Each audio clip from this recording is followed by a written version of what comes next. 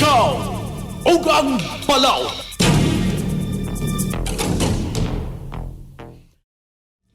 Maayong hapon mga suking tagapaminaw sa kahanginan matag Domingo sa alas 4 sa hapon. Ako inyong abogadang higala, Attorney Georgia Herrera Clep, ang inyong amiga nga mupasabot kaninyo sa mga pangutanang legal ug mga isyu sa balaod nga dapat natong tuki-tukion para maklaro ug masayod kita kung nakalapas bata o matak-om ba nato ang atong mga katungod. Dinhi lang sa atong programang Ikaw Og Ang Balaod, usa ka panag-uban sa DYSS, Super Radyo ug IBP Cebu City Chapter. So, may hapon usab, karong hapuna, maghisgot ko og two topics that kanang more or less related sa karong okasyon na Pasko ug New Year. So, I will try to divide the time and be as clear about the topic, but I decide ko na mo discuss aning two topics because mugbo ra man ni siya na topic, but I think that they are very relevant to us, especially to us, like, ordinary people, employees. So the first topic that I will discuss on the first half of this hour, I will discuss about 13th month pay, especially because this is a lot of our employees, mga rank and file most especially, would always mangutana sa atong mga abogado on their rights about this. On the second half, I'd like to discuss about the fireworks because mag-New Year na ta in 2 days time. New Year's Eve on the 31st is coming up soon, this Tuesday. So for us to be aware also of what is allowed unsay dili consider as illegal sa ato ang gobyerno, masayod sa ta. So on this first hour, I'd like to discuss about 13th month pay. Now, sa ako ang practice, naka-realize ko kasagaran yun sa mga employees, mga mangutana yun na sila unsa daw ilahang right as considered to 13th month pay. Is it considered as a bonus? Is 13th month required ba or mandatorily given to them? Now, before tamu proceed, let's talk about what is 13th month pay.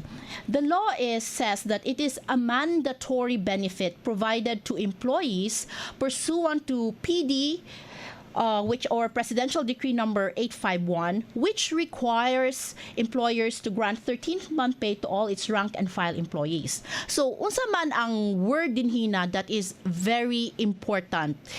Ang importante kay na word diri in this balaod is the word mandatory.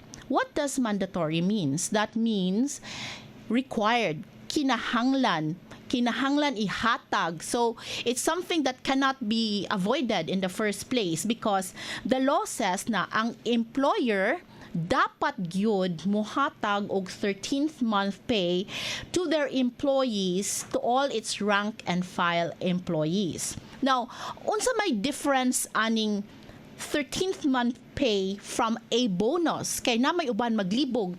Ang 13th month pay ba considered as bonus? Or is if you get a bonus, considered na ba na siya as 13th month pay?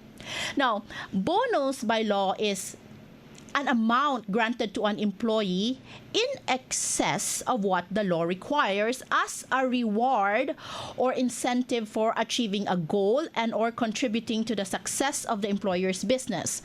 So in other words, the bonus is dapat in excess pa na siya. So, what do employees unsa may mga rights sa employees? First of all, the 13th month pay is a right of the employee to receive.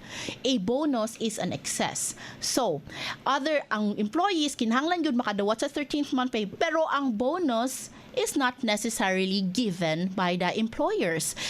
Bonus are only given if kunwari kung naman ganita sa kanang business of sales, na-exceed atong sales, it's so huge that our employers out of the goodness of their hearts kay dako kay sila kita niyon sa mohatag tag bonus ron sa atong mga empleyado kay dako kaayog kita ang kumpanya. So what will happen with what is bonus? That will be considered as a Pwede na siyang ma-14th month pay, 15th month pay, 16th month pay. So, depende na karon sa employer kung mingon siya. Tungod kung kitay dako kay kita, mingon na empleyado, mohatag tag consider mangin ani kadako na kwarta, mo consider na siya na doble pa, maabot na kag 15th month pay tungod sa kadako sa kita sa kumpanya. So, in other words, a 13th month pay is required and should be given to the employees, whereas a bonus, kung imong buto na hunahon ang 14th, 15th, 16th, 17th, 18th, or to the 20th pay, is already considered a bonus. That one, ang sa bonus, dili na required. Now, ang sunod na pangutana is, kinsa man ang covered or entitled to the 13th month pay? Now, the law is very specific. It says that all rank and file employees who have worked for at least 1 month during the calendar year are entitled to receive 13th month pay regardless of the nature of their employment and irrespective of the methods by which their wages are paid. So, kinsa ang makadawat? Rank and file employees. So, katong mere employees, dili ka manager. So, makadawat yung ka og 13th month pay provided na kinahanglan nakatrabaho sa kag at least 1 year during the calendar year. So, kintahay, let's say, karong buwana ni sugod kag trabaho December 15, di ta kadawat og 13th month pay because wa pa ta kaabot og at least 1 month of the calendar year. So, dapat nakatrabaho kag 1 month para maka-require ka o makadawat ka sa imuhang 13th month pay. Now, ang pangutana, who are rank and file employees? All employees are not considered as managerial employees, are considered rank and file. So, kung di ka manager, so unsa man ka, rank and file. So, unsa may ang manager? Ang manager is mo na siya ang manager kanang na siya power to lay down, execute management policies. Mo nagmandar nato sa atong opisina, mo nagsugo nato because they have the prerogative to execute policies of the companies. So these are considered as the managers. So kung dili ka manager and you do not wala ka ni akaswan, then you will be considered as a rank and file employee and thus has the right to receive 13th month pay. Okay. Are there also kanang other employers who are exempted from paying 13th month? Because dili man sad tanang negosyo mo require mo hatag o kanang 13th month pay. The law also recognizes some exemptions. Now, who are these? The following employers are exempted from 13th month pay under PD 851. The first, ang government or any of its political subdivisions, including government-owned and controlled corporations, except those corporations operating essentially as private subsidiaries of the government. So, kinsa maning mga gobyerno kaning nagtrabaho sa gobyerno, dili mo makadawat og 13th month pay.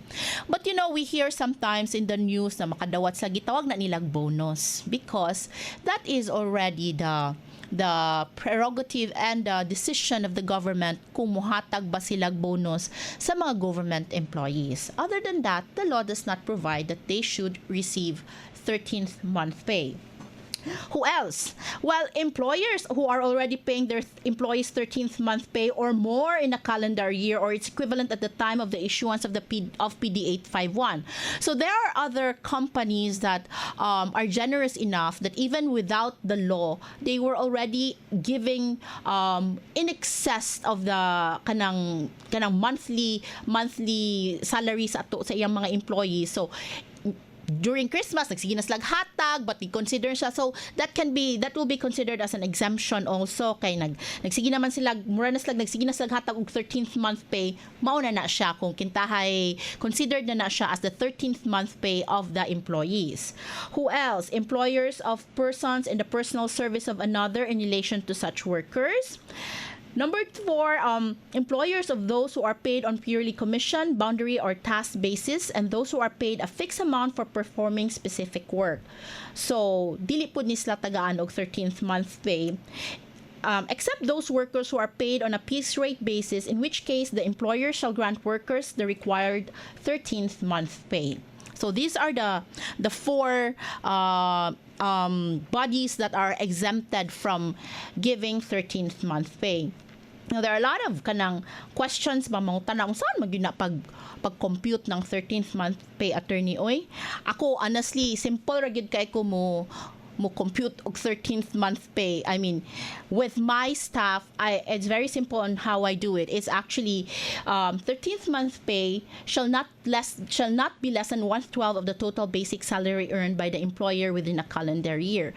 The way I do mine, and correct me if I'm wrong, is I add up all the total basic salary for the year. So let's say kantahay nagsweldo kog 10,000, so add it all up, 120,000, and then divided by 12 times the proportionate number of months na nag-work siya, and that's how I stay. So let's say my employee magsweldo ko kunwari, let's say akong sweldo is 8,000, example niya kay basin mo yung hoy below minimum na example lang ni pinakasayon maguding numero kay di magud ko maig math bugo kay kog math. So mayon tag 8,000 niya, akong empleyado ni trabaho na og 9 months, so I add it all up. So in 8,000 times 12 is about pila man na mga 96,000 divided by 12 by 8,000, 9 months times 6. So mubayad ko kung nagtrabaho siya 9 months, mubayad ko mga 6,000 niya for the 13th month pay. I may be wrong, so but that is how I compute my 13th month pay. Another question that I usually encounter in this topic is, as women, being a woman myself, we usually go to buntis na we go on maternity leave. So on maternity leave, especially now that there is during my last topic actually when I was also here, I talk about expanded maternity leave, which allowed women to have a longer period of maternity leave as compared to the previous law. Now it was only 45 and 60 days, and now it's about 105 depende na, diba? So it's very long, the maternity leave. So in fairness to our employers, luoy man sad ang employers no na nag-maternity leave na ta. So during the maternity leave, we got our benefits already from SSS. We got paid for it already. Are you still given the 13th month pay for those number of months that you were not at work? Now, the law is very specific that maternity leave benefits is not included in the computation of the 13th month pay. So, kung nag-maternity leave kag 3 months, dili siya i-consider as counted for your 13th month pay, which is only fair for the employers and the employees, considering that you already got the benefits and you were paid during your leave. Now, that would also be not fair na mo dawat pag you kag 13th month pay on top of that. So, wala na ha. So for mothers, for women who went on maternity leave, no more. You cannot claim the number of months that you were absent to be computed and included in your 13th month pay. Now the other thing is, what is basic salary? Unsa man ang basic salary na moingon ta na kato ako example gana is basic ra man kay to na ko gi-include tong mga unsa-unsa pa mga bonuses or whatever. So the law says that ang imong computation is based on your basic salary. So the question now is that what is basic salary na makonsider siya as 13th month pay? Now, the law says that basic salary shall include all remunerations or earnings paid by an employer to an employee for services rendered, but does not include not included allowances and monetary benefits which are not considered or integrated as part of the regular or basic salary, such as cash equivalent of unused vacation and sick leave credits, overtime, premium, night differential, and holiday pay, and include cost of living allowances. However, this salary-related benefits should be included, pwede siyang malabot sa imuhang 13th month pay computation if by individual or collective agreement, company practice, or policy, the same are treated as part of the basic salary of the employee. So, technically, it's not included in your basic salary. However, it says if the company considers it and it has become a practice, then it will be included in the computation of the 13th month pay. When should the 13th month be paid? It should be given before the 24th of December. Now, some companies, they divide it. Half in the first half of the year. Next is the end of the year, December 24. There's some logic to this because this first half is probably, it helps you during enrollment of children. Or to help you ease the burden of financial burdens during the middle of the year. Now, the other half sometimes is given December 24. Maybe this is because of more siya kanang kuan kanabang kuan na we spend the holidays, the Christmas for everyone to enjoy. We have a tradition of giving gifts and all of this, and maybe that is probably that also, so that out of the goodness of kanang goodness of your di man sad provided by the law, but the fact is that everybody will have at least be unburdened by the financial woes that all of us go through. Finally, are resigned or terminated employees required to receive 13th month pay? Yes, of course. Let's say you were terminated or you resigned in September. Makadawat pa bata? Of course you can. So, pwede na nimo dawat kung kitay ang company usually gives December 24 for the 13th month pay. You can claim it. Some companies give it right away once you are terminated or leave, but maybe some will give it on December 24, so you can claim the remaining kuan of your 13th month pay. So what is the pwede na nimo i-claim from the company. So basically, that is my topic on the 13th month pay, and I hope it shed some light onto you. And the reason that I really wanted to discuss this, because somehow we get our 13th month on the December 24. So I hope this helped you in claiming your right. Karon, we'll take a break, and when we come back, I will discuss on our next topic. Earlier, we discussed about 13th month pay, and as I've mentioned earlier, I wanted to discuss two topics on air today, and we on the first half I talk about 13th month pay and the rights of the employees and employers, and now because of the coming new year, I thought it would be relevant to discuss about something that involves more or less all of us, whether employees or employers or whoever. And this is about firecrackers. Very simple topic that we are all, every year it happens. Every year we have problems because Inika New Year, kita as a Filipino culture, part of our practice and tradition is magpabuto gyud ta og mga pabuto. Actually wa nagko kailaom sa ni mga pabuto. Sa una man go during my time, watusi ra man tong amua. Watusi ra, and then I found out because karon there's been a lot of studies, there's been a lot of mga research na apparently these are actually very poisonous. But at that time, awa man sad mi kay pasagdahan ra man sad mi magduwa-duwa ra mi watusi kay mo man tuy pinaka sayon. Pero at my time, mahadlok sa kumuduwa atong atusi but compared to our pabuto when I was younger, the pabuto now really is crazy. It's like mura na tag nagira kung imubot na hunaon. But for the past few years, it has been regulated.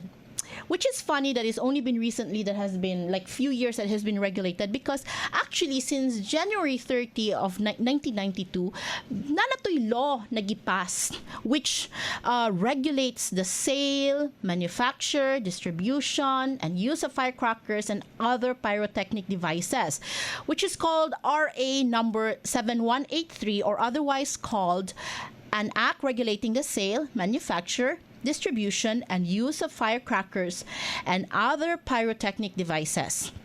So, because the new year is just in the corner, which is just 2 days away, I thought that ato ning storyahan, because every year na lang makadungog gyud ta na disgrasya. I remember when I was younger, naagid na kanang gida sa hospital kay nabutan ang kamot or naunsa na naputol ang kamot. In fact, one time I remember na I was bata pa ko ato. I don't think it was really regulated properly yet on the use of the kaning mga pabuto lagi.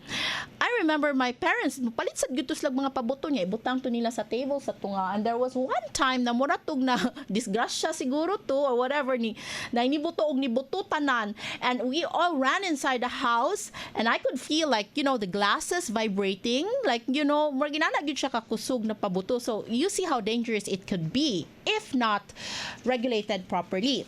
So the RA 71A3 actually just has been enacted for the longest time, but we've seen the wane of the use of the firecrackers. I've noticed it the last 5 years, ni hinay-hinay na gyud ang gamit ani, and I think because people are now becoming more aware on the dangers it can cause, not only to us humans, but also to the environment. Imagine po that what it causes to the environment. All those papers used, all those poisonous chemicals that we emit in the air and even in our canals that could probably lead to our waters. Karon lang na notice because now our world is so polluted, and this probably adds up so much. The holidays cause a lot of problems. Gift wrappers, for instance, is also one of the causes environmental challenges because of the papers used, and then after we crumple. But anyways, that's another topic which ako lang yung bring in because I was talking about the dangers that it can cause in our environment. So before, I'd like to talk about it, that RA 71A3. So Section 1 actually states the purpose of this act. The purpose of this act is to regulate and control the manufacture, sale, distribution of and use of firecrackers and other pyrotechnic devices consistent with and in furtherance of public safety, order, and national security, as well as the enhancement of the cultural traditions. So the law says that, it is regulated para makuha na nga to ang safety. Because, as I've said, there's so many people who are brought in the ER on come New Year's Eve because nabutan na itong mga kamot. So Section 2 says that the following common types of firecrackers and pyrotechnic devices may be manufactured. So these are the ones that are allowed, sold, distributed, and used. So first, the firecrackers. Baby rocket. So baby rocket, bawang, small triangulo, pulling of strings, paper caps, El Diablo, Watusi, Judas Belt, sky rocket, or what we call quitties. Other types equivalent to the foregoing explosive content. So what I notice is that these firecrackers that the law allows are not the very, very strong one. They are usually, like a firecracker is a stick so constructed that the lightning of the wick will propel the whole thing to lift a few meters before exploding. So musaka, dili kay siya kanang kita mata na during the year musaka siya niya, buto sa taas. So probably it's not so dangerous. And then mga triangulo na gamay ra kayo ang powder back in the cardboard, like it says 1/3 teaspoon or something to that extent. So these allowed firecrackers are not the really huge ones that causes a lot of kanang danger. Now, pyrotechnics devices are also allowed, like the sparklers, luces, fountain. That is actually one of my favorite firecracker, kanang fountain. Malingaw kay kuana because for me it's one of the safest, and it's so beautiful because the lights effect, the children love it, and it doesn't cause a lot of kanang kakulba sa mga bata because it doesn't create too much of a loud noise. Jumbo regular and special of the fountain, mabuhay, daghana ani oy basta maybe a lot of you would know better. Roman candle, a sparkler similar to a fountain but shaped like a big candle, Trompillo, airwolf, whistle device, and butterfly. More or less, these are the ones. Now, what are the other prohibited types of firecrackers and pyrotechnic devices? So the law is very specific that the manufacture, sale, distribution, and use of other types of firecrackers and pyrotechnic devices not mentioned in the foregoing section of such explosive content that could endanger the life and limbs, such as atomic, big triangulo, and super lolo, and their equivalent are hereby prohibited. So, in other words, muna ni kaning mo lagi ning big triangulo and super lolo. I've heard of this, and I think one time I heard it was quite loud. For me, it felt like kanang bumba na gyud. So why? Because it can endanger life and limb. What is limb? Kamot, tiil. That's what you call limb. Life, imong kinabuhi, king maigo ka. Diba? So, it can cause yan ang maputlan tagkamot. So in fact, the law says that you need a permit to manufacture cells. So it's very specific that not anybody is supposed to build this, because it should be regulated. Because imagine if anybody can just, manufacture this without even what on the safety. You don't know. It can blow up anytime without any kanang safety devices, di ba? It's very scary. So kung ganahan ka mo kuana, you have to it's regulated by law. So in fact, I was reading the newspapers today, and I guess when I look at the newspaper today, there were a couple of kanang articles that was printed on it. More specifically, that there was even one kanang usaka fire naay nasunog. Hay na ba to? Katong naay nasunog sa may Mandaue na kuan kay nasunog ang himuanan og manufacture yesterday. So exactly what we are talking about now, that's why I said that it's kind of important we talk about this, because one of the, I'm looking for the page which I cannot remember right now kung asa, there was one house na sunog, and they found out that the upstairs was here. It's in Sunstar. It says fire hits firecracker storehouse. So it was a two-story residential building used as a storage area in Sitio Kinalumsan, Barangay Canhulao, Lapu-Lapu City, which was yesterday. In fact, this is because this is not allowed. The law actually requires certain areas of kung asa ka pwede mag-manufacture. But luckily, no one was killed or hurt during the incident, because they're just lucky. What if you're not that lucky? What if it costs, you just manufacture your firecrackers there din sa mga highly congested areas, og masunog ng tanan, unsaon ta man na. What a big problem, right? On New Year dako nagkakuantag problema. So these are like some kanang things that RA 7183 wish to prohibit. In fact, during the past few years under Rodrigo Duterte, he's also issued Executive Order number 28 and Memorandum Order number 31, which kanang strengthens the law of RA 7183.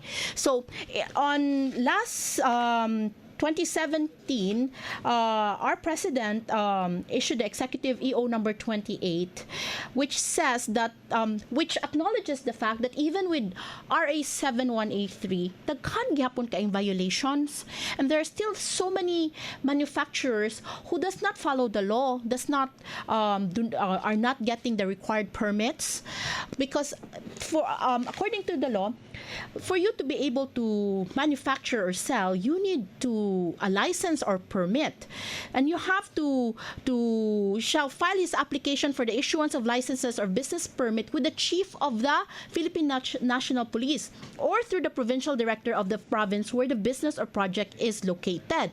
So actually, it's not easy, because you have to file that with the commanding officer of the firearms and explosives unit. So see, firecrackers are considered very dangerous, that it is actually being regulated, in fact, by the chief of the PNP of our police, and even in the office of the firearms and explosive units. Yes, because there are some firecrackers that are already considered na kanang mga super lolo na mura nagyug bomba.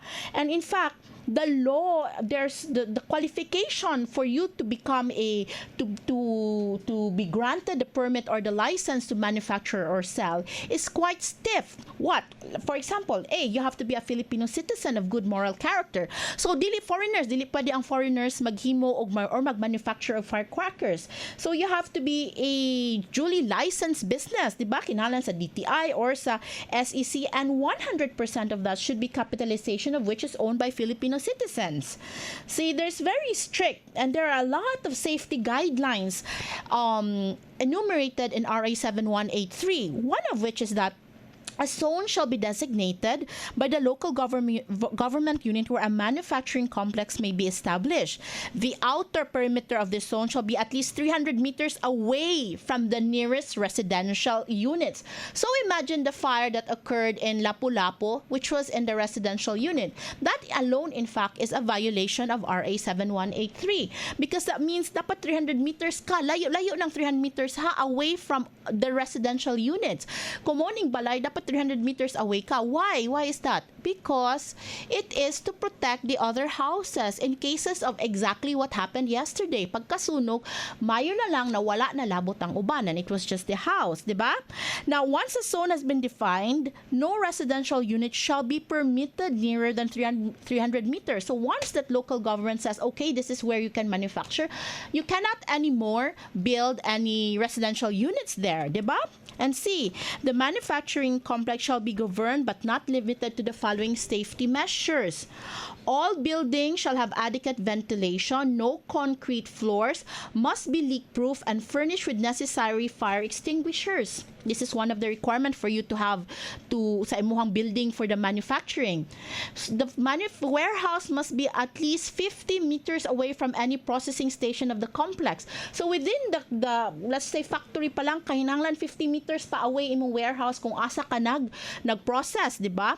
And the following processing station of the complex shall also be laid out according to the indicated minimum distance from each other with all sides open to daghan kayo, mixing, packaging, lagyo kay tag 50 meters. So imagine that house in Lapu-Lapu that was just on the second floor. They were mixing and putting nag-store pud sila nga to. That's a complete violation of 7183. And in fact, that caused fire, which causes danger to life and not only to you but to everyone else surrounding you. And that is why our government is very strict on this. So, President Duterte, as I've mentioned earlier, even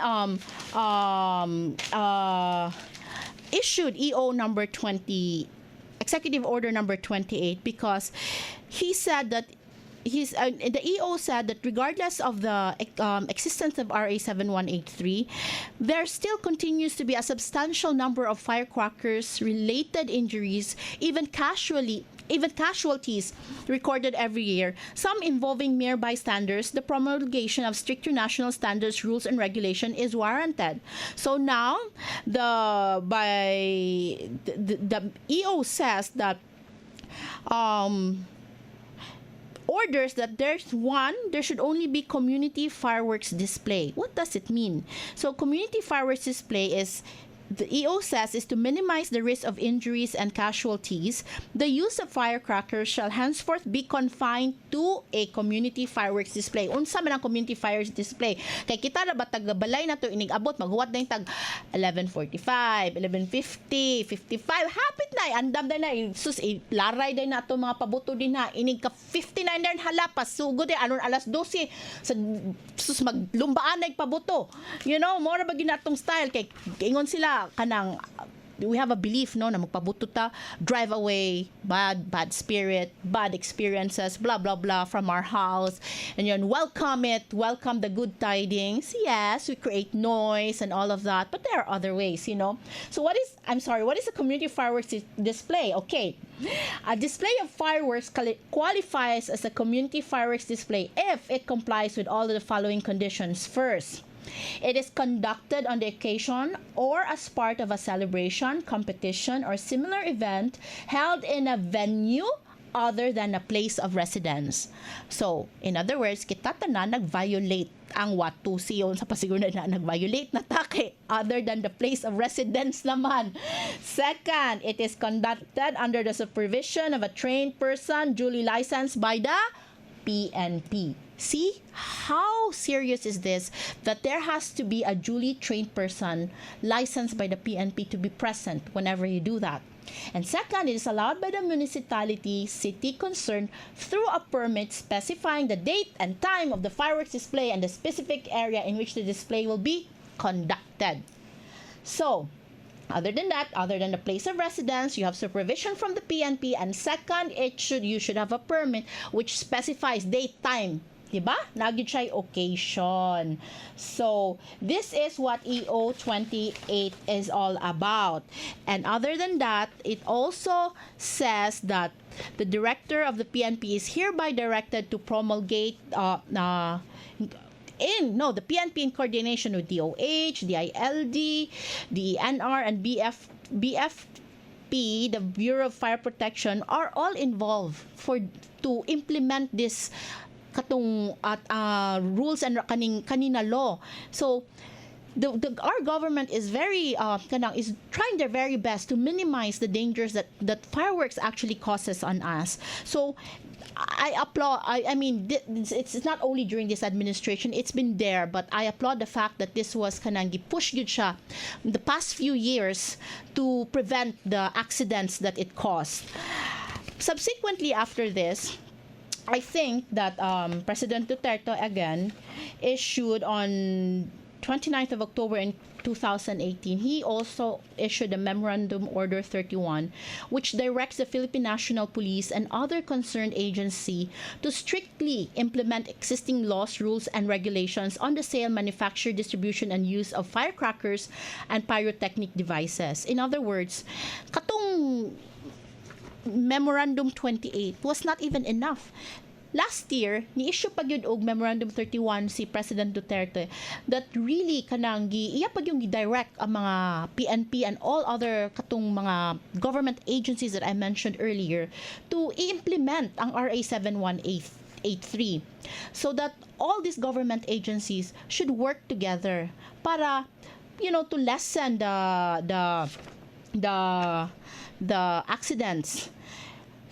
So, funnily, while I was reading the newspaper, in some way, I think these laws, the 7183, the EO 28, and the Memorandum number 31, somehow, it has also gotten into the heads of us Filipinos because karon, if you've noticed this past few years, wala naman sad kaayo yung mga pabututang madungga na kanang grabe gyud kay kakusog. And in fact, while I was reading at the newspaper, they have mentioned also that in January 2019, there were only 307 firecracker-related incidents nationwide na. Makinumdum gyud ko sa una tong bata-bata pa kumurag na gyud ta taga-tuig na ilhan na uy si kuan na butag kamot, uy si kuan na butan na gyud na taga-tuig na nagyud tay na ilhan na uy gida sa ER kay naani anana.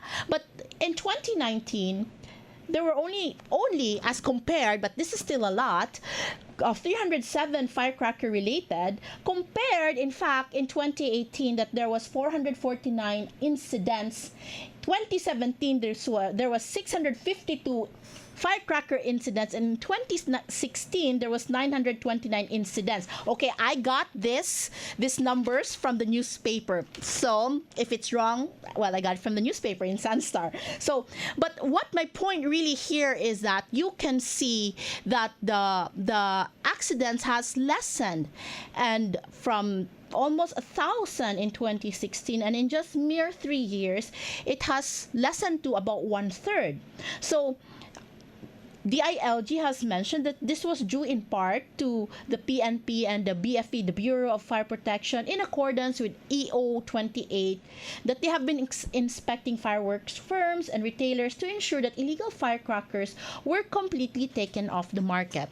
And in a way, I applaud this act of our public officials because their goal really is to minimize the dangers to our life and limb. Now, in the beginning, I myself would say that our family, we practice this kaning pabutu. And every New Year, I don't really di ko magpabutuan ng mga Judas Bell kay mahadlok magigwa na. It would be my uncles or my brother or my father, and every New Year makulbaan lagi ko kanang fear of kulba na huy Ginoo murag magtago ko, that fear, that something. But every year, because it's been a tradition for so long in the country that we do it, you just pray that nothing happens. So in effect, I'm glad that now dili na kaayo. And I forgot to mention that also in the same newspaper, they even said that last December 25, the Central Visayas Department of Health's Regional Epidemiology and Surveillance Unit said that from the 11 recorded injuries last year, only 4 were reported on Wednesday, December 25, 2019. 2 were injured from the Mandaue City, 1 from Talisay in Cebu, and 1 from Lasi, Siquijor. So, see?